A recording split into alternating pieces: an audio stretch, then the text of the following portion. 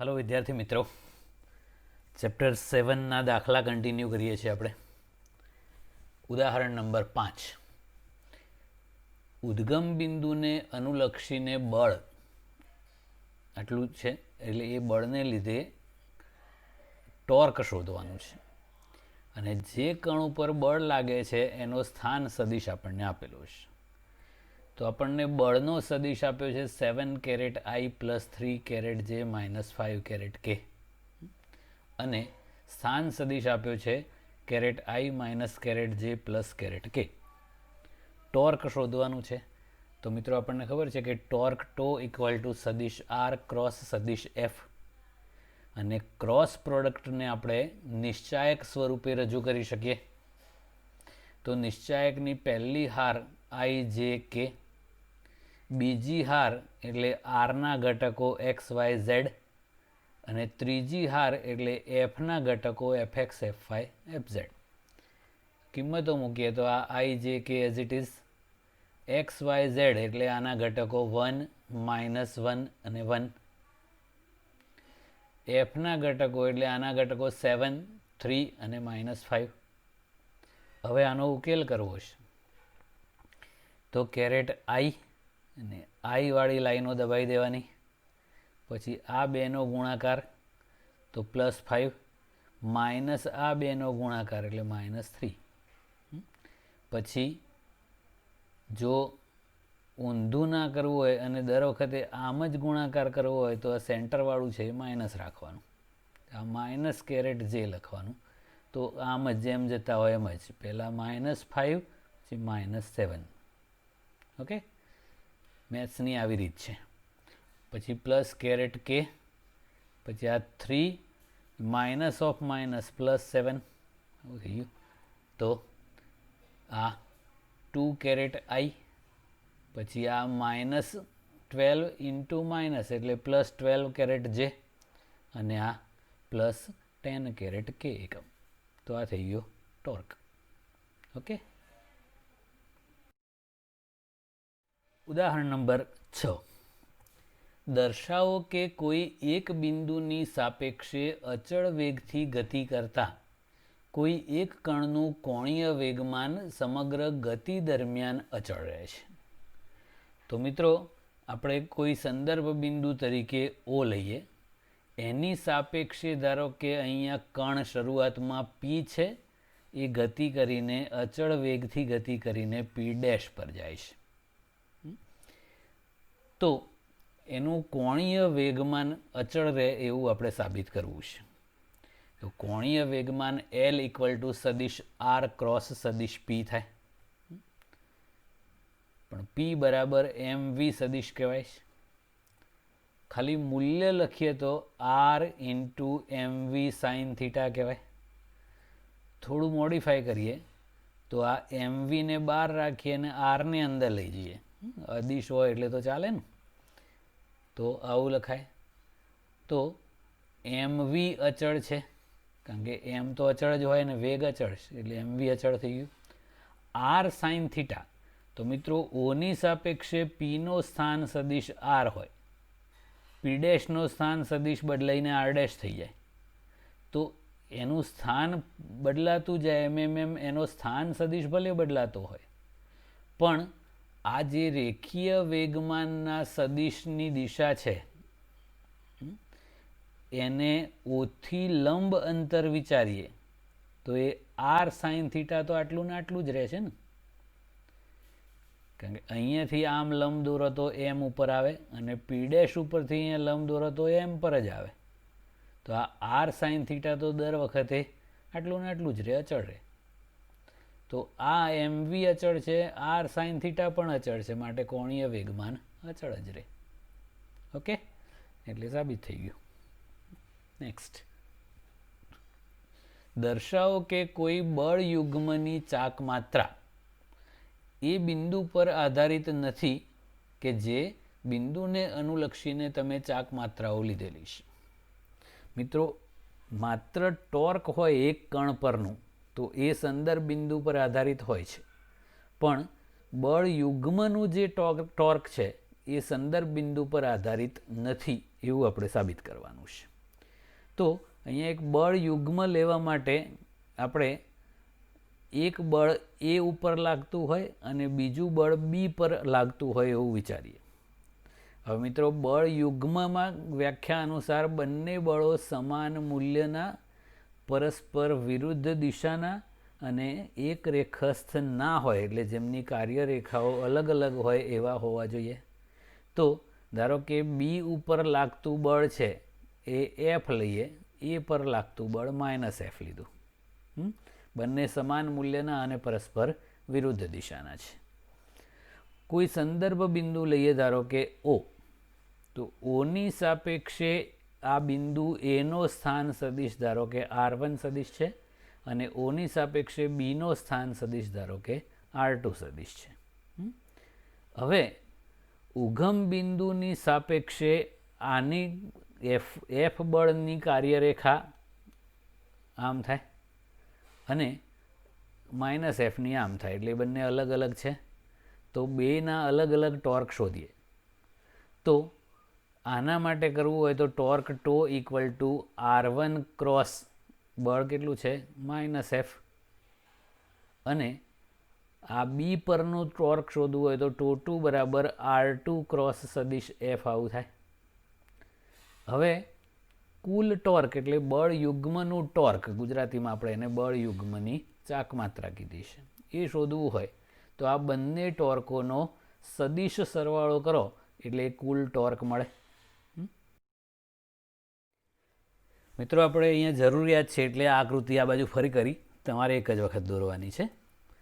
હવે એ બળ યુગ્મનું ટોર્ક એટલે બંને ટોર્કોનો સદિશ સરવાળો થાય. તો ટો1 એટલે R1 ક્રોસ -F1 અહીંયાનું ટોર્ક, અને ટો2 એટલે R2 ક્રોસ F એ અહીંયાનું ટોર્ક થયું. હવે આ F સમાન છે એ કોમન કાઢી લો તો આ -R1 પ્લસ R2 થાય, એટલે અહીંયા R2 -R1 સદિશ લખ્યું ક્રોસ F. ઓકે. હવે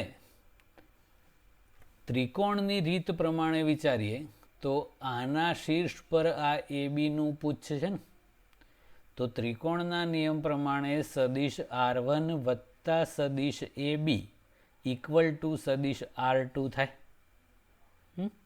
તો સદિશ AB બરાબર R2 -R1. તો આ જે R2 -R1 છે એ સદિશ AB છે. તો બળ યુગ્મનું ટોર્ક શું થયું? સદિશ AB ક્રોસ સદિશ F. તો એ સદિશ AB તો A અને B ને જોડતો સદિશ છે.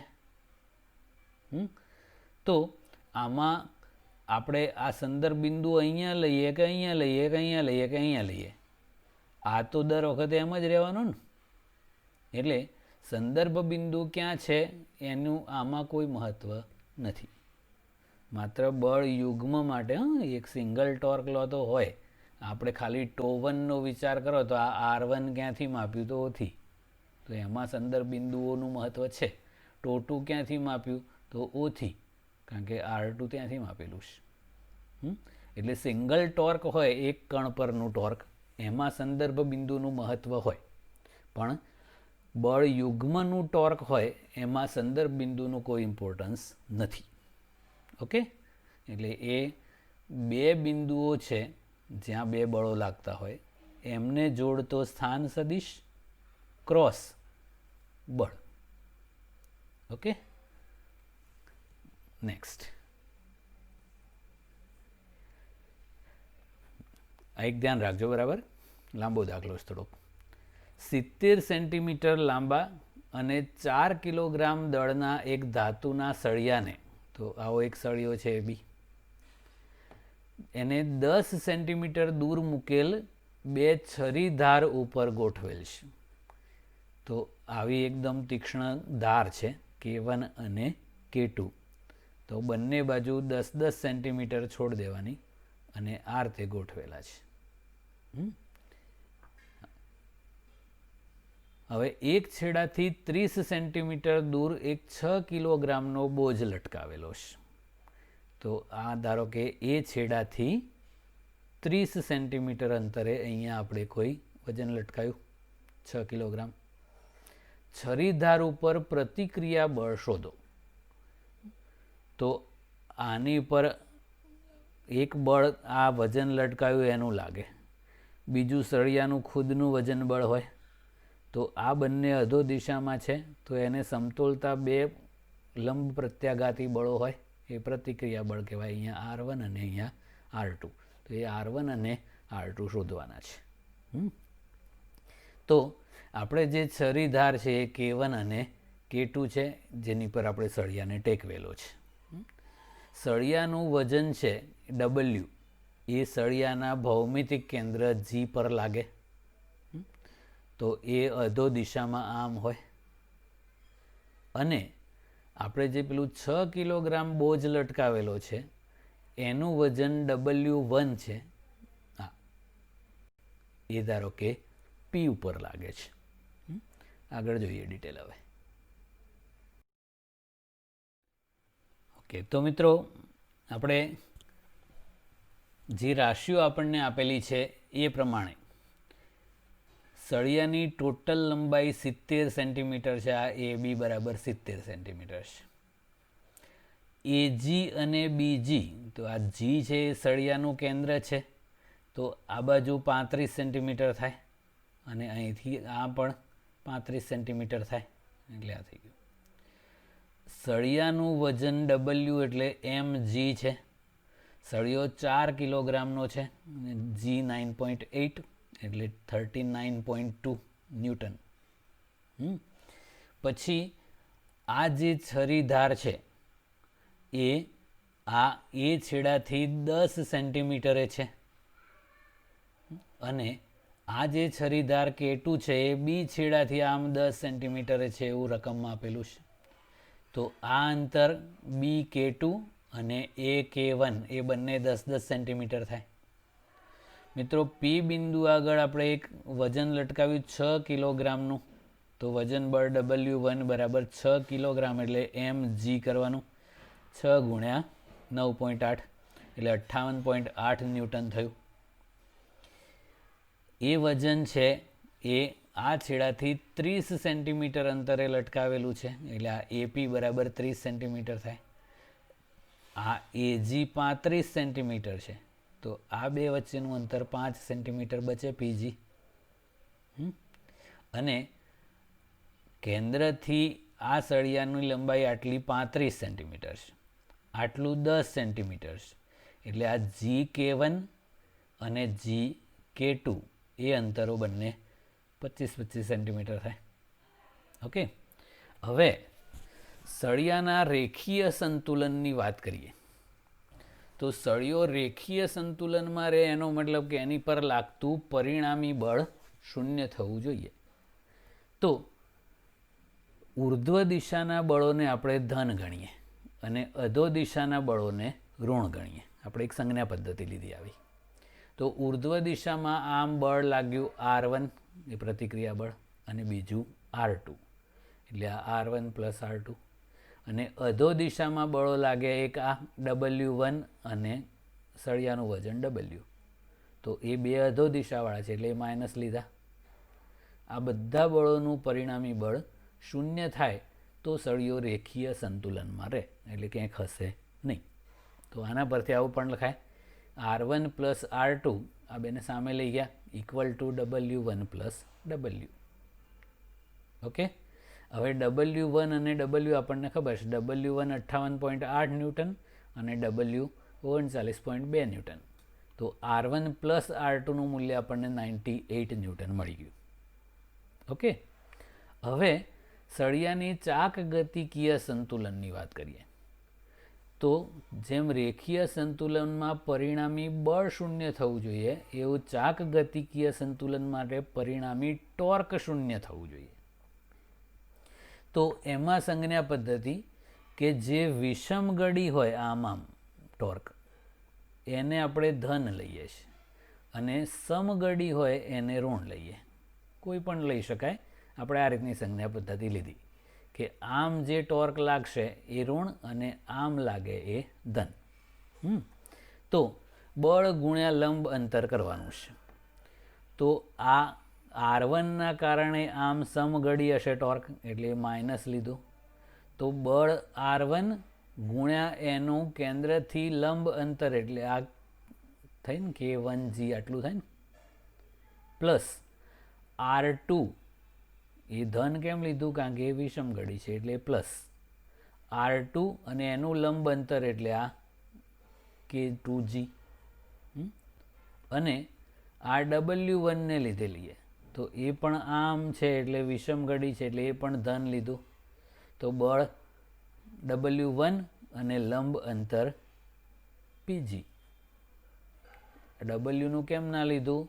કારણ કે એનું લંબ અંતર G થી માપો તો 0 જ થાય, એટલે W વડે કોઈ ટોર્ક ઉત્પન્ન ના થાય, કારણ કે W જે વજન બળ છે એની કાર્યરેખા સંદર્ભ બિંદુ G માંથી પસાર થાય, તો એના વડે કોઈ ટોર્ક ઉત્પન્ન ના થાય. ઓકે, આવું થઈ ગયું. હવે કિંમતો મૂકીએ તો આ માઇનસ R1 અને K1G 25 સેન્ટીમીટર એટલે 0.25 metre, plus R2 into K2G પણ 25 સેન્ટીમીટર એટલે 0.25 મીટર, W1 58.8 ન્યૂટન અને PG આટલું હતું ને 5 સેન્ટીમીટર એટલે 0.05 મીટર. હવે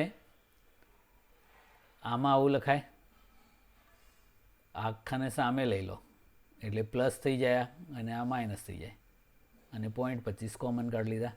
તો R1 માઇનસ R2 0.25 કોમન, આ 58.8 ગુણ્યા 0.05. તો આને 0.25 વડે ભાગી નાખો એટલે આપણને R1 માઇનસ R2 મળી ગયું 11.76 ન્યૂટન. હવે આ સમીકરણ 1 અને સમીકરણ 2 ઉકેલીએ તો R1 અને R2 મળી જાય. તો સમીકરણ 1 અને 2 નો સરવાળો કરીએ તો આ R2 ડીશ થઈ જાય, તો આ 2R1 થશે ઇક્વલ ટુ 98 વત્તા 11.76 એટલે 109.76. માટે R1 મળી ગયું 58.88 ન્યૂટન, એપ્રોક્સિમેટલી 58 ન્યૂટન કહીએ. 58 ન્યૂટન ના થાય, 55 ન્યૂટન થાય. અને R2 કરીએ તો R2 શોધવું છે, તો R2 બરાબર 98 માઇનસ R1 થાય સમીકરણ 1 પરથી. તો એ 98 માંથી આ 55 બાદ કરી દો એટલે 43 ન્યૂટન. ઓકે ઓકે હવે બરાબર ધ્યાન આપજો. એક સરસ દાખલો છે. એક 3 મીટર લાંબી નિસરણી જે 20 કિલોગ્રામ વજન ધરાવે છે તે ઘર્ષણ રહિત દિવાલ ઉપર ઝુકાવેલી છે.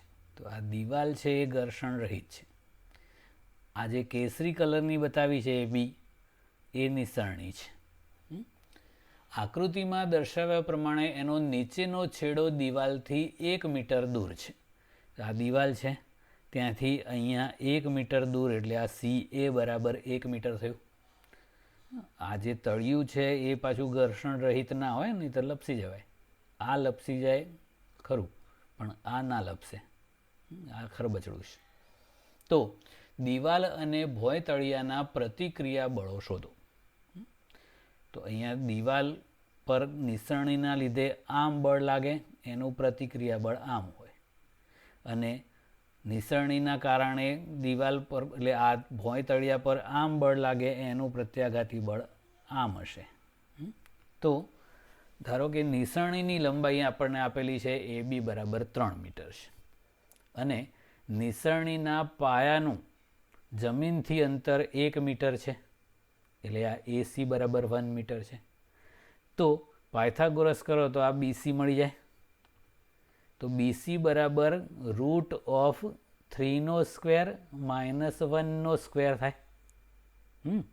તો 9 માઇનસ 1 કરો એટલે રૂટ 8 એટલે 2√2 મીટર થાય. ઓકે, હવે નિસરણીનું જે વજન છે એ એના મધ્યબિંદુ પર અનુભવાય. તો આ D પરથી અનુભવાય છે. D એ નિસરણીનું મધ્યબિંદુ છે Bનું. તો એ વજન W આમ અનુભવાય છે. દિવાલ અને તળિયા પર લંબ પ્રત્યાઘાતી બળો કયા લાગે છે? તો દિવાલ પર આમ બળ લાગે એટલે એનું પ્રત્યાઘાતી બળ F1 લાગ્યું, અને તળિયા ઉપર આમ F2 લાગ્યું, જે આ જમીનથી આલ્ફા ખૂણે લાગે છે એવું વિચારીએ. આ ત્રાંસુ છે. તો જે ત્રાંસુ હોય એના ઘટકો આપણે વિચારીએ છીએ, તો F2ના ઘટકો વિચારાય. તો એક ઘટક આ તળિયાને સમાંતર થશે F, અને બીજું આ લંબ પ્રત્યાઘાતી બળ N થાય. તો મિત્રો આ N છે એ વજન બળને સમતોલતું હોય. આ F આમ જ કેમ લાગ્યું? તો નિસરણી જો સરકે તો આમ સરકતી, તો એ એની અપેક્ષિત ગતિ કહેવાય. તો ઘર્ષણ બળ અપેક્ષિત ગતિની વિરુદ્ધ અંદર તરફ લાગે. ઓકે, એટલે એ નિસરણીને સરકવા નહીં દેવાનું કામ આ ઘર્ષણ બળ F કરે છે. તો નિસરણીનું રેખીય સંતુલન જળવાય એ માટે બધા બળો એકબીજાને સમતોલતા હોવા જોઈએ. તો પહેલાં આ લઈએ, ઉર્ધ્વ દિશાનું બળ N ધન લઈએ તો એનું વજન W ઋણ થાય, તો કુલ બળ 0 થવું જોઈએ. તો આનો મતલબ કે N બરાબર W થાય. એટલે આ લંબ પ્રત્યાઘાતી બળ N અને નિસરણીનું વજન બળ W એકબીજાને સમતોલતા હોય. એ જ રીતે સમક્ષિતિજ બળોની વાત કરીએ તો આ F1 આમ છે અને F આમ છે. તો આપણે Fને ધન ગણીએ તો F1ને ઋણ ગણીએ, તો એ બેનું પરિણામી બળ 0 થવું જોઈએ. તો F બરાબર F1. નિસરણી સરકતી નથી, એ સ્થિર છે એવું લઈએ તો આવું થઈ જાય. ઓકે, હવે આગળ. હવે મિત્રો ચાક ગતિકીય સંતુલન માટે ગણીએ તો આપણે એ બિંદુને અનુલક્ષીને ચાક ગતિની વિચાર કરીએ તો કુલ ટોર્ક 0 થવું જોઈએ. ટોર્ક એટલે બળ ગુણ્યા લંબ અંતર. તો આ બળ F1 છે, એના લીધે આમ ટોર્ક ઉત્પન્ન થાય વિષમ ઘડી, એને ધન ગણીએ. તો બળ F1 અને આ એ વાળી જે લાઈન છે ત્યાંથી લંબ અંતર લેવાનું, એટલે 2√2, એટલે આ બળ ગુણ્યા લંબ અંતર થયું. પછી આ વજન બળ W લીધે કરીએ તો એ આમ બળ લાગે એટલે એની ચાક ગતિ આમ સમગડી હોય, એટલે એ ટોર્કને ઋણ લીધું. તો બળ ગુણ્યા લંબ અંતર, તો બળ કેટલું થયું W, અને લંબ અંતર, તો આ જે Wની કાર્યરેખા છે ને ત્યાંથી એનું લંબ અંતર વિચારવાનું. તો આ આખું AC 1 મીટર છે, તો આ AE ½ મીટર થાય, એટલે આ લંબ અંતર. બળની કાર્યરેખા અને સંદર્ભ બિંદુ એ બે વચ્ચેનું હોય એને લંબ અંતર કહેવાય. પહેલા કેસમાં 2√2 હતું, બીજા કેસમાં એ લંબ અંતર ½ મીટર થયું. ઓકે, તો કુલ ટોર્ક 0 થવું જોઈએ. તો આ W એટલે તો mg, તો આપણને નિસરણીનું દળ આપેલું છે 20 કિલોગ્રામ અને G 9.8 છે. તો આ બધા ગુણાકાર કરી દો એટલે 98 થયું, સામે લઈ ગયા એટલે ધન થઈ ગયું. હવે 2√2 નીચે લઈ દો તો F1 મળી જાય. તો 98/2 કરો એટલે 49, અને 49 ભાગ્યા √2 એટલે 1.414, એટલે F1 મળી જાય. અને F1નું મૂલ્ય અને Fનું મૂલ્ય સરખા જ છે, એટલે 34.6 ન્યૂટન. ઓકે, તો આ નિસરણીના ઉપરના છેડા ઉપર વડે દિવાલ વડે એની પર લાગતું પ્રત્યાઘાતી બળ થઈ ગયું. હવે આપણે શોધવાનું F2. તો F2 શોધવા માટે આપણને ખબર છે કે N બરાબર W છે, W બરાબર mg છે, જે આપણને ખબર છે. M 20 કિલોગ્રામ છે અને G 9.8 એટલે 198 ન્યૂટન થયું. આપણે જો F2 શોધવું હોય તો N અને F પરથી મળી જાય. F આપણે શોધી કાઢ્યું, તો F2 બરાબર આ એના બે ઘટકો છે ને, F2ના બે ઘટકો છે F અને N. એ ઘટકોના વર્ગોના સરવાળાનું વર્ગમૂળ એટલે F2નું મૂલ્ય થાય. F આપણે શોધી કાઢ્યું અને N પણ શોધી કાઢ્યું. તો એ બેનો વર્ગો કરીએ પછી એનું વર્ગમૂળ કરી દઈએ તો F2 મળીએ. ઓકે, તો આ બે પ્રત્યાઘાતી બળો મળી ગયા, F1 અને F2. હવે કઈ દિશામાં એ F2 લાગે? તો આ સમક્ષિતિજ દિશા સાથે ધારો કે આલ્ફા ખૂણે F2 લાગે છે, તો એ ખૂણો આલ્ફા શોધવો હોય તો આમાં tan આલ્ફા વ્યાખ્યાયિત કરી દો. તો સામેની બાજુ એટલે N ભાગ્યા પાસેની બાજુ એટલે F, હે ને? તો એ બંને બળો આપણને ખબર છે, ગુણોત્તર કર્યો. પછી નેચરલ ટેન્જન્ટમાં જોવાનું, આલ્ફા બરાબર tan ઇન્વર્સ આટલું, તો લગભગ 80 ડિગ્રી જેવું આવશે. ઓકે, એટલે નિસરણી છે એ કેવી રીતે ગોઠવેલી હોય એ પણ ખબર પડી જાય. That's it. હવે નેક્સ્ટ, એક તક્તીની તેના કોઈ એક વ્યાસને અનુલક્ષીને જડત્વની ચાકમાત્રા કેટલી હોય? તો મિત્રો આવી એક તક્તી છે. તો આ તક્તીના દ્રવ્યમાન કેન્દ્રમાંથી પસાર થતી અક્ષને અનુલક્ષીને જડત્વની ચાકમાત્રાનું સૂત્ર આપણને ખબર હોય. એ IZ કહીએ, હાફ mr² છે. તો વ્યાસને અનુલક્ષીને જડત્વની ચાકમાત્રા એટલે આને વ્યાસ કહેવાય, આને પણ વ્યાસ જ કહેવાય. તો આને અનુલક્ષીને જડત્વની ચાકમાત્રા એટલે IX અને IY બે સરખી જ હોય એ આપણે શોધવી છે. તો આ સમતલીય વસ્તુ છે લેમિના, તો લંબ અક્ષ પ્રમેય વાપરી શકાય. તો લંબ અક્ષ પ્રમેય અનુસાર IZ = IX + IY હોય. અહીંયા IX IY બંને સરખી છે એટલે એને 2IX લખી દઈએ. IZ ખબર છે, હાફ mr² = 2IX, માટે IX = 1/4 mr². ઓકે, IY કેટલી હોય? એટલી જ હોય. તો IY નું મૂલ્ય પણ આટલું જ થાય. ઓકે, તો IY બરાબર પણ 1/4 mr² થાય. હવે નેક્સ્ટ દાખલો કરીએ છીએ. M દ્રવ્યમાન અને L લંબાઈના એક સળિયાની એને લંબ હોય અને એના કોઈ એક છેડામાંથી પસાર થતી હોય એવી અક્ષને અનુલક્ષીને જડત્વની ચાકમાત્રા કેટલી હશે? તો આવો એક સળિયો છે L લંબાઈનો. તો સળિયાના દ્રવ્યમાન કેન્દ્રમાંથી પસાર થતી અને સળિયાના લંબાઈને લંબ અક્ષને અનુલક્ષીને જડત્વની ચાકમાત્રા આપણને ખબર છે 1/12 ml². આપણે આ દ્રવ્યમાન કેન્દ્રમાંથી પસાર થતી અક્ષને સમાંતર પણ છેડામાંથી પસાર થતી હોય એવી અક્ષને અનુલક્ષીને જડત્વની ચાકમાત્રા શોધવી છે. એને આપણે IZ' કહી દઈએ. તો આટલું અંતર એટલે સળિયાની અડધી લંબાઈ થાય L/2. એ આ બે સમાંતર અક્ષો વચ્ચેનું લંબ અંતર એ કહીએ છીએ. તો A = L/2 છે. તો સમાંતર અક્ષ પ્રમેયનું વપરાય. IZ' બરાબર IZ + MA².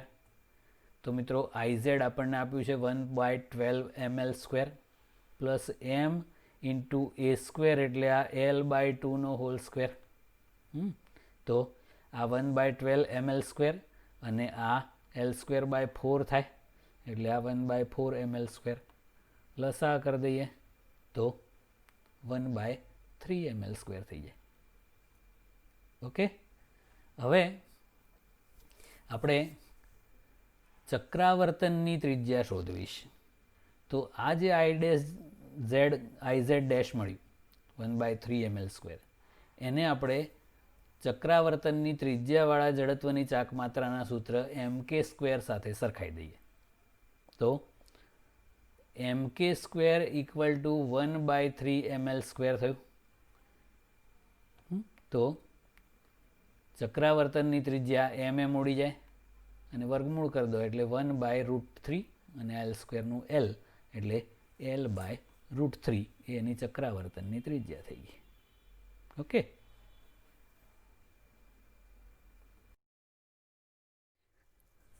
ઉદાહરણ નંબર 12 છે. કોઈ એક પાતળી રીંગની એના વલયના સ્પર્શકને અનુલક્ષીને, એટલે રીંગના સ્પર્શકને અનુલક્ષીને જડત્વની ચાક માત્રા કેટલી હશે? તો મિત્રો આવી એક રીંગ છે r ત્રિજ્યાની, તો એના સ્પર્શકને અનુલક્ષીને જડત્વની ચાક માત્રા આપણે શોધવી છે, અને આ એના વ્યાસને અનુલક્ષીને જડત્વની ચાક માત્રા થાય. તો સમતલને લંબ આવી બહાર આવતી અક્ષ હોય, એ આપણાથી દોરાય નહીં, આપણા તરફ આવતી હોય, તો એના માટે જડત્વની ચાક માત્રાનું સૂત્ર રિંગ માટે mr² છે. તો લંબ અક્ષ પ્રમેય પ્રમાણે આ વ્યાસને અનુલક્ષીને જડત્વની ચાક માત્રા અડધી એટલે હાફ mr² થાય. તો આ સમાંતર અક્ષો થઈ ગઈ, તો આ શોધવાની છે. બે લંબ અક્ષ વચ્ચેનું અંતર, એટલે કે આ બે અક્ષો વચ્ચેનું લંબ અંતર એ બરાબર r છે. તો સમાંતર અક્ષ પ્રમેય વાપરીએ તો iz' ઇક્વલ ટુ iz એટલે કે અહીંયા i વ્યાસ પ્લસ ma². તો i વ્યાસ આપણને ખબર છે mr² વત્તા ma² એટલે r² જ થશે. તો લસા કરી દો એટલે 3/2 mr². તો આ રીતે મળી જાય. ચક્રાવર્તનની ત્રિજ્યા શોધવાની કીધી હોય તો આને mk² સાથે સરખાઈ દેવાનું, તો √3/2 into r એવું થાય. Okay, that's it.